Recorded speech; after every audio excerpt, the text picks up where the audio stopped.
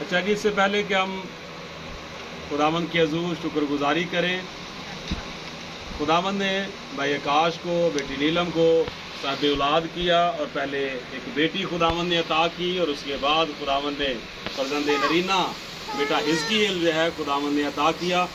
और कुछ अर्सा पहले भाई आकाश ने और बेटी नीलम ने बताया कि बेटा जो है जब से पैदा हुआ है कई तरह की प्रॉब्लम्स का शिकार रहा है। तो खुदावंद के हजूर वो दुआ करवाते रहे और आज कुरान का शुक्र है कि वही बेटा जो है वो आप सबके सामने तंदुरुस्त है और आज हम उसकी सालगिरह के लिए खुदावंद की हजूरी में इबादत कर रहे हैं, शुक्रगुजारी की।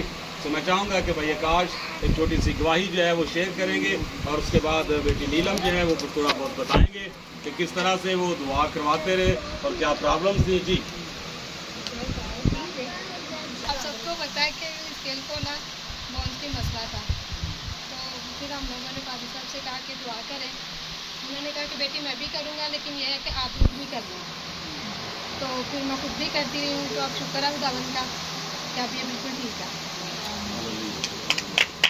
यीशु के लिए जोरदार तालियां बजाएंगे।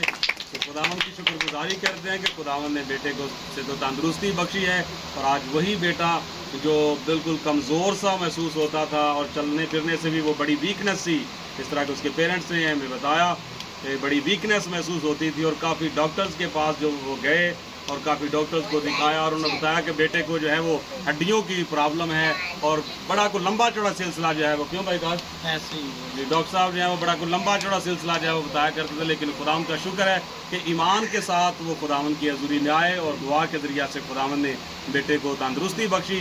तो खुदावंद आप सबको बरकत दे, आमीन।